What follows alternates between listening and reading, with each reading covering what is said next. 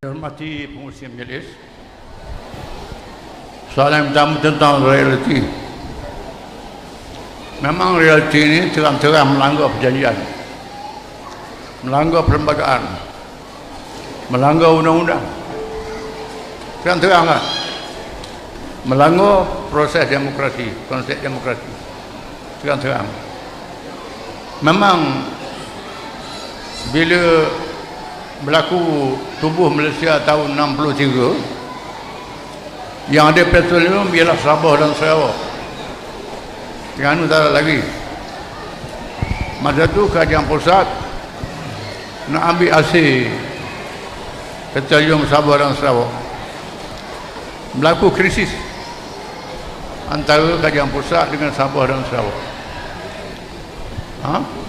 Kerana kerajaan mengikut peraturan asalnya, konsep federalisme kita, hasil-hasil bumi ialah milik kerajaan negeri. Itu asalnya. Hak negeri. Yang ada atas tanah ni hak negeri. Itu asalnya. Laut tak ada lagi. Jadi bila kerajaan pusat nak ambil itu, timbul krisis. Krisis, maka berlakulah perundingan perbincangan. Ini saya dapat maklumat betul Saleh Habas, Tengku Razali dan lain-lain. Mari kita bersamalah dalam kerajaan. Masa itu Tun Razak.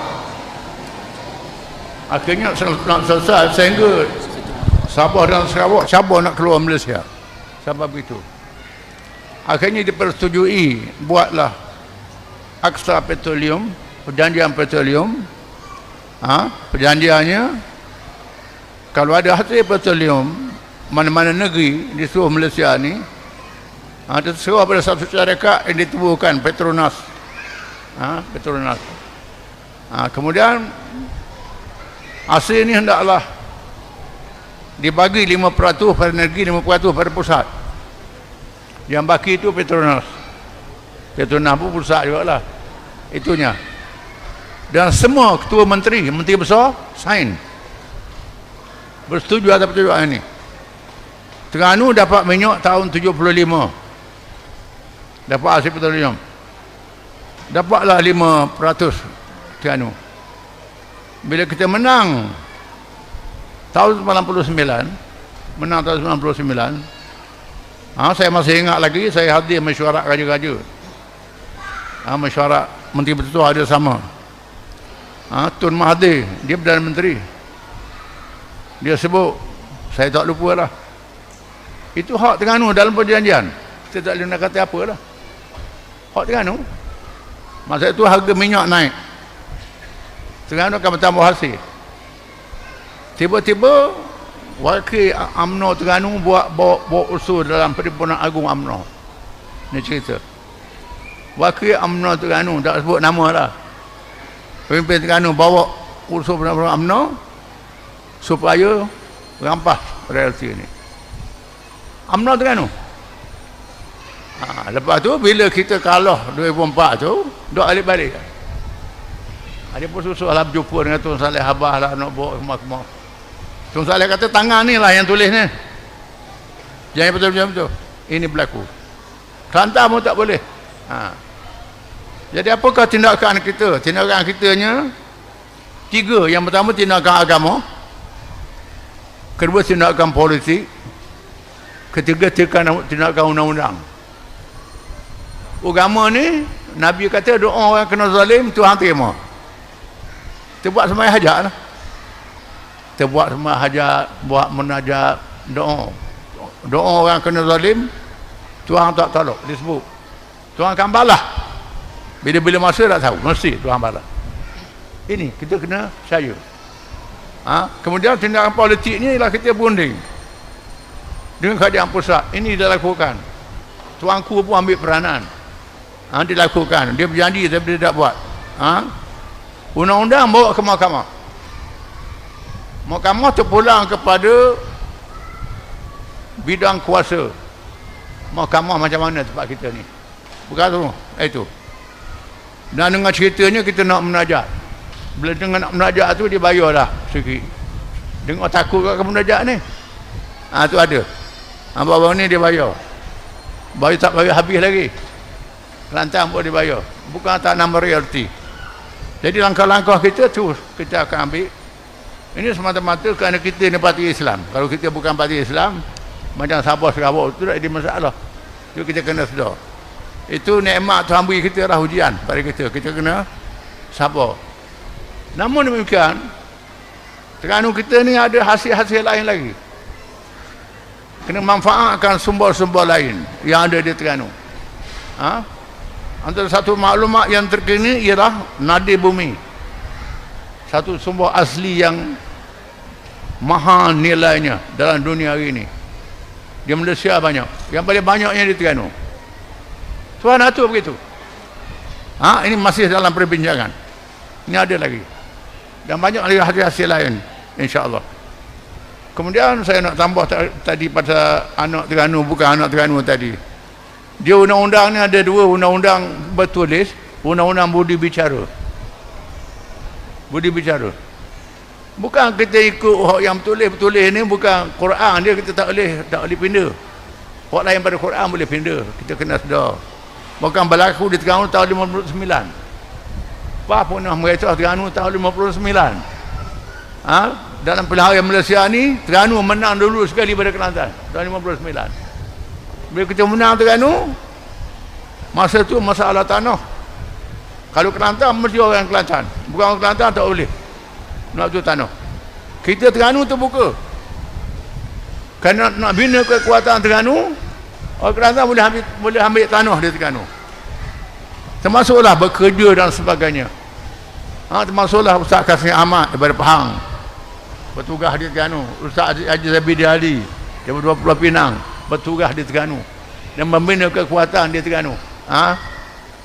Termasuklah pelajar pegawai kerajaan, orang daripada luar duduk di Terengganu, kepakaran dia ada, ditolong Terengganu. Kerana kita bina pengkalan Terengganu ini bukan untuk Terengganu saja, untuk Malaysia. Dikatakan realiti ini pun, bila kita tanya Perdana Menteri, orang beritahu saya lah, dia tanya Perdana Menteri, pasal apa buat ke Terengganu begitu? Dia kata kalau kita punya realiti ke Terengganu, PAH Malaysia ni kuat lah. Tu dah. Kita takut PAH ni kuat. Termasuk pahala DAP pun sama. Takut kita ni kuat. Ya, kita sabarlah, insya-Allah. Benda tu berlaku. Masalah balik mengundi. Tadi soalan mula-mula tidak ada. Ada timbul pula soalan ni. Kita melihat kepada keadaan. Di Kelantan, pilihan raya 2004, kita menang satu kerusi je. Simple majority. Satu kerusi lebih. Satu kerusi ni menang majority 2 undi. 2 undi. Cikgu suami Ersi balik daripada Sabah, berasa nak balik, dia mengundi, menang 1-2, menang 2 undi. Cikgu ni balik. Ini. Di Kelantan ni dulu sangat bergantung dengan pengundi-pengundi perantau. Bergantung. Sekarang begitu juga. Ini lihat kepada kewajaran. Tetapi PRU ke-15 berlaku suatu gelombang yang lain. Gelombang yang lain menyebabkan pengundi-pengundi muda berubah. Saya berlawan dengan puak-puak yang strategik dalam masalah ini, kerana saya melihat pilihan raya di Johor, pilihan raya di Melaka, saya melihat PRU ke-14, kita dapati mereka yang undi PS dalam PRU ke-13, undi protes kerana janji-janji bohong PH. Bila pilihan raya di Melaka, tiba-tiba PS tak tunai janji dia, tipu. Bila tipu, dia orang ni tak keluar mengundi. Dan undi kita menengkak di Johor. Menengkak ni ialah undi muda. Undi muda berubah. Dan sebab itu saya tak tumpu pada UMNO. Masa tu majoriti orang PAH ni kata kita kena kena bersama dengan BN, bersama dengan Barisan Nasional, bukan bersama dengan PN. Saya kata bersama PN dan BN dua-dua sekali. Saya tegas. Tegas. Saya sebut sinilah dalam mesyuarat memanglah dalam perlembagaan PAS ada satu bentukan perlembagaan PAS, Presiden berhak, bukan diktator, Presiden berhak menentukan strategi. Strategi. Saya tegas. Mereka tak sepu pun ada, orang lain pun ada. Kita tegas. Supaya kerjasama dengan PN dan WN. Kerana mengambil kira pengundi muda. Tiba-tiba berlaku gelombang pengundi muda. Sungguh, dalam raya ke-15, kita menjadi parti yang paling besar kerusi. 43 kerusi. Dapat. DAP 30, PKA dalam 30, UMNO tinggal 26. Kita paling besar. Itu perubahan. Menandakan perubahan mula berlaku. Kalau ini berlaku, cuma kekurangan kita ialah di Patah Barak ni, kita kurang undi. Ini boleh ambil strategi yang disebut tadi. Perantau tak balik, mengundi kawasan-kawasan di Patah Barak untuk menambah kerusi kemenangan kita. Ini boleh dibuat. Lihat kepada keadaan. Sejauh mana pengundi muda ni perubahan dia.